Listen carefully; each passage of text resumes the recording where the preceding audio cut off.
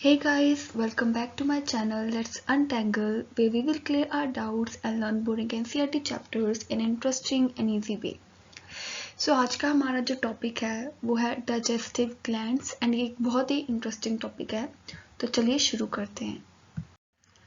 सबसे पहले हम बात करेंगे डाइजेस्टिव ग्लैंड्स के बारे में, लेकिन हमें पहले ये पता होना चाहिए कि ग्लैंड्स होते क्या हैं। जो ग्लैंड्स होते हैं ये हमारी बॉडी में कुछ सेल्स होते हैं जो क्या है कुछ ना कुछ सिक्रीशंस करते हैं, फॉर एग्जांपल हार्मोन्स की।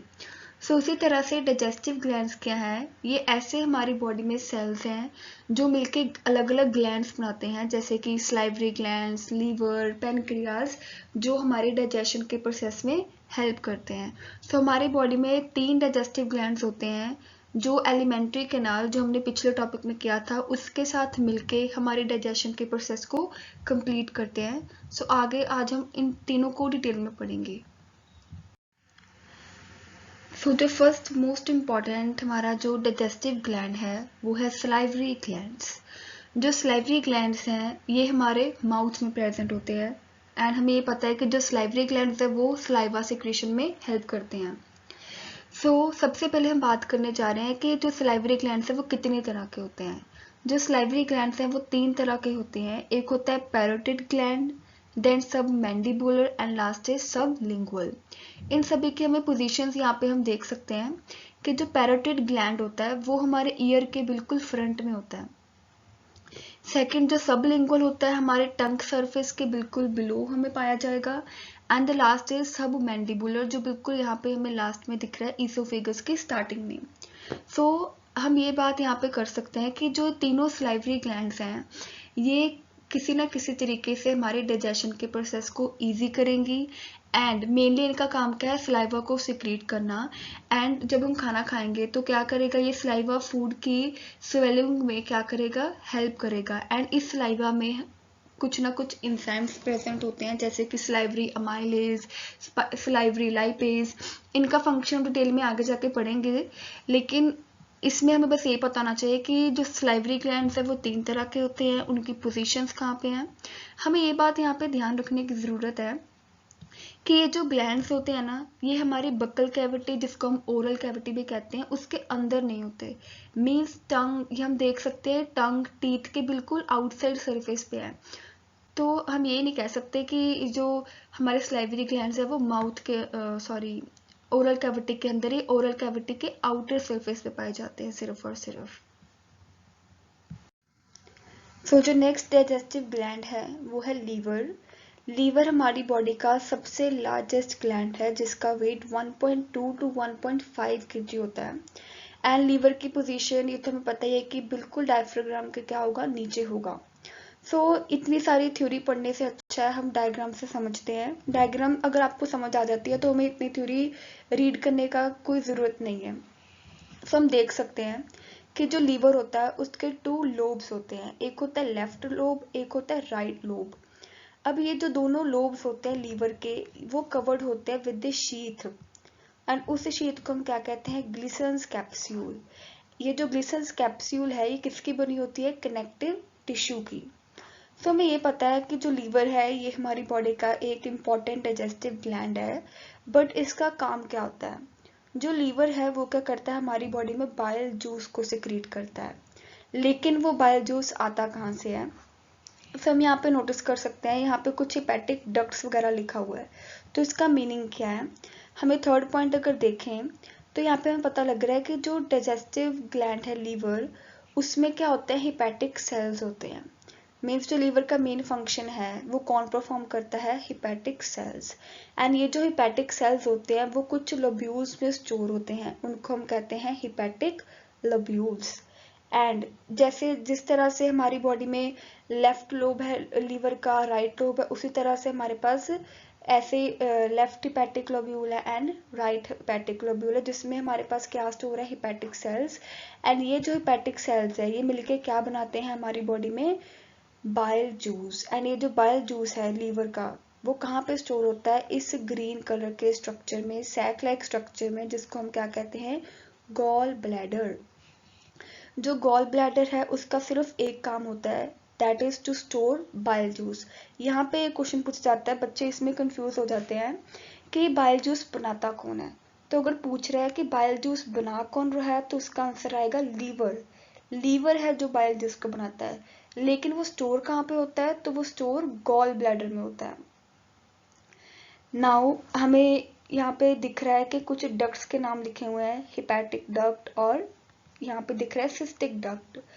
सो होता क्या है कि हमने देखा कि जो लीवर है वो बनाता है बाइल जूस को, लेकिन ये बाइल जूस जो लीवर ने बनाया वो गॉल ब्लैडर के पास गया कैसे। अब कुछ तो चीज होगी कि जो बाइल जूस था वो गॉल ब्लैडर तक पहुंचा। तो ये जो हमारे पास डक्ट्स हैं जिसको हम क्या कहते हैं, हिपैटिक डक्ट्स, इनका यही काम होता है कि ये बाइल जूस को गॉल ब्लैडर तक पहुंचाते हैं, ट्रेवलिंग में हेल्प करते हैं उसकी। उसी तरह से हमें दिख रहा है सिस्टिक डक्ट। अब ये जो गॉल ब्लैडर में बाइल जूस हमने स्टोर किया उसने भी तो कहीं ना कहीं जाना ही है। अब वो हम आगे जब डाइजेशन के प्रोसेस को पढ़ेंगे तो हमें पता लगेगा कि जो बाइल जूस है गॉल ब्लैडर से वो कहाँ पे एंटर करेगा, स्मॉल इंटेस्टाइन में। सो स्मॉल इंटेस्टाइन में एंटर करने के लिए उसको कुछ ना कुछ पैसेज चाहिए, तो वो पैसेज क्या होगा, सिस्टिक डक्ट। ठीक है। अब सिस्टिक डक्ट और फिर पैनक्रियास से कुछ सिक्रीशंस आएंगी, वो मिलके एक कॉमन बाइल डक्ट बनाएंगी। वो हम नेक्स्ट स्लाइड में अच्छी तरह से रीड करते हैं। सो आपको यहाँ पे ये पता होना चाहिए कि जो लीवर है उसका मेन काम है बाइल जूस को बनाना। एंड बाइल जूस कौन बनाता है, हिपैटिक सेल्स लीवर के। वो स्टोर कहाँ पे होगा, गॉल ब्लैडर में। एंड उसका जो बाइल जूस है उसका काम क्या होता है, मैं यहीं पे बता देती हूँ। जो बाइल जूस है उसका काम होता है emulsification of fats. Emulsification of fats means क्या, हमें पता है कि हमारी बॉडी ने खाना खाया उसमें फैट्स भी इंक्लूड होंगे। सो फैट्स की डाइजेशन करने के लिए हमें कुछ ना कुछ चीज़ चाहिए। मीन्स उसको उस प्रोसेस को, फैट की डाइजेशन को ईजी करने के लिए हमारी बॉडी ने क्या बनाया है, बाइल जूस, जो कि गॉल ब्लैडर में स्टोर होता है। सो बाइल जूस का काम क्या होता है कि फैट्स की डाइजेशन को ईजी कर देना। वो हम आगे डिटेल में पढ़ेंगे कि कैसे ये प्रोसेस हो रहा है। सो नेक्स्ट स्लाइड में पहुंचते हैं अब हम। जैसे मैंने बात की थी पिछली स्लाइड में कॉमन बाइल डक्ट के बारे में, तो ये जो कॉमन बाइल डक्ट है वो किसको मिला के बनता है, सिस्टिक डक्ट एंड पेनक्रियास से जो डक्ट आ रहा है जिसको हम कहते हैं पेनक्रियाटिक डक्ट। ये देखो, ये मिलके क्या बनाएगा हमारे पास, common bile duct. Common bile duct में होगा क्या, इसमें बाइल जूस होगा जो गॉल ब्लैडर से आ रहा है। देन उसमें पेनक्रियाटिक जूस होगा जो कहाँ से आ रहा है, पेनक्रियास से। एंड वो एंटर किसमें कर रहा है, स्मॉल इंटेस्टाइन में। जो थर्ड ग्लैंड है हमारी बॉडी का जो डाइजेशन में हेल्प करेगा वो कौन सा है, पेनक्रियास। अब एक क्वेश्चन जो हमें पता होना चाहिए कि हमारी बॉडी का बोथ एक्सोक्रीन एंड एंडोक्रीन ग्लैंड कौन सा है, तो ये इसका जो आंसर है वो क्या होगा, पेनक्रियास। अब दो ग्लैंड्स हमारे पास, एंडोक्रीन, एक होता है एक्सोक्रीन। इनका मतलब क्या होता है, जो एंडोक्रीन ग्लैंड्स हैं वो होते हैं जिनको हम क्या कहते हैं, डक्टलेस ग्लैंड्स। मींस ये ऐसे ग्लैंड्स हैं जो अपनी सिक्रीशन को डायरेक्टली ब्लड में ही रिलीज कर देती हैं, जैसे कि हाइपोथैलेमस ग्लैंड और पिट्यूटरी ग्लैंड। ये सब क्या करते हैं, इनके कोई भी जो सिक्रीशन है, फॉर एग्जांपल अगर इनमें से कोई हार्मोन आ रहा है तो वो डायरेक्टली हमारे ब्लड में जाके क्या होगा, रिलीज हो जाएगा। एंड फिर वो जहाँ जहाँ उसकी ज़रूरत होगी वहाँ पहुँच जाएगा। उसी तरह से हमारे पास होता है एक्सोक्रीन ग्लैंड। एक्सोक्रीन ग्लैंड क्या होता है, जिनकी सिक्रीशन डायरेक्टली ब्लड स्ट्रीम में नहीं जाती है। मींस ये वो ग्लैंड है जो अपनी सिक्रीशन को किसी भी बॉडी पार्ट के, मींस किसी ग्लैंड के अंदर सिक्रीट करते हैं, inside the body of any gland. इनको कुछ ना कुछ मीन्स ये डायरेक्टली बॉडी में सिक्रीट नहीं करेंगे, with the help of some ducts अपनी सिक्रीशन को सिक्रीट करेंगे। फॉर एग्जांपल पेनक्रियास की बात की हमने, जो पेनक्रियास है वो क्या सिक्रीट करता है, पेनक्रियाटिक जूस।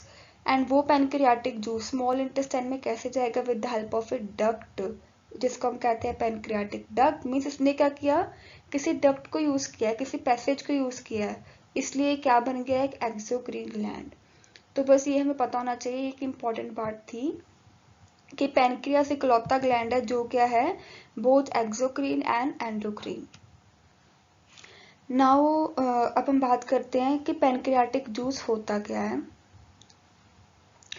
जो पैनक्रियाटिक जूस है उसका नेचर क्या होता है? जो पैनक्रियाटिक जूस है उसका एल्कलीन नेचर होता है। Alkaline nature means basic nature है, ये एसिडिक नहीं होता।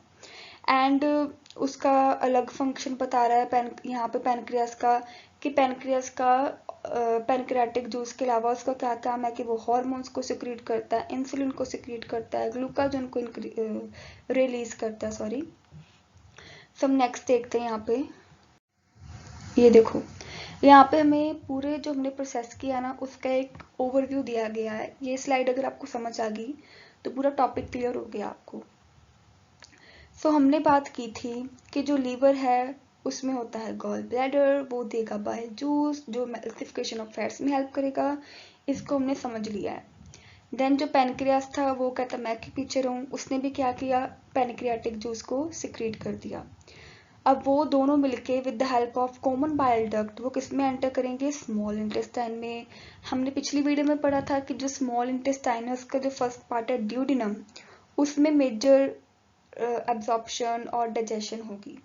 सो जो बाइल जूस था उसका काम ये था। अब हम पैनक्रियाटिक जूस के कैरेक्टरिस्टिक्स को पढ़ते हैं कि वो कैसा है।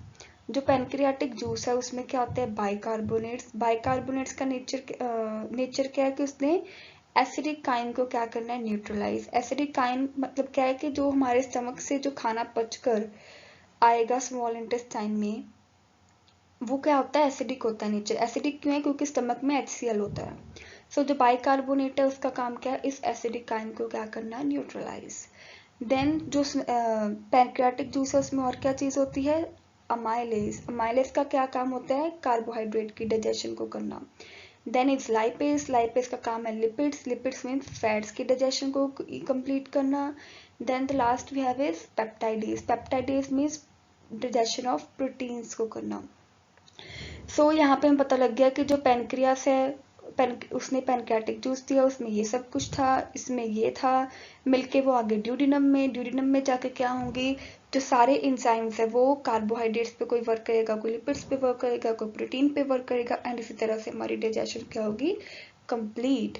सो जो डिटेल वीडियो है कि स्मॉल इंटेस्टाइन में अब क्या कैसे होगा वो हम नेक्स्ट वीडियो में समझेंगे कि डाइजेशन वहाँ पे कैसे कंप्लीट हो रही है। सो आई होप आपको ये वीडियो अच्छी लगी होगी एंड समझ आया होगा। So please subscribe our channel, and अगर आपको वीडियो अच्छी लगी तो प्लीज़ लाइक करें, comment down if you have any query, and please share this video with your friends and family members. So thank you so much for watching this video.